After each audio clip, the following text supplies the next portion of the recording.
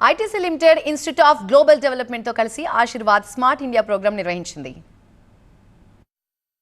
ఈ కార్యక్రమం వలన ఆంధ్రప్రదేశ్ మరియు తెలంగాణలో 24 జిల్లాల్లో పిల్లలు, గర్భిణీ స్త్రీలు ఇంకా పాలిచ్చే తల్లులతో సహా 3 లక్షల మంది లబ్ధి పొందారు. అయోడిన్ పెరుగుదల మరియు అభివృద్ధికి అవసరమైన పోషకం. అయోడిన్ లోపం వల్ల ఇర్రివర్సిబుల్ ఎఫెక్ట్ అంటే బ్రెయిన్ డ్యామేజ్ వంటి సమస్యలు వస్తాయి. ఎక్కువగా ఆంధ్రప్రదేశ్ మరియు తెలంగాణలో అయోడిన్ లోపం ఉంది.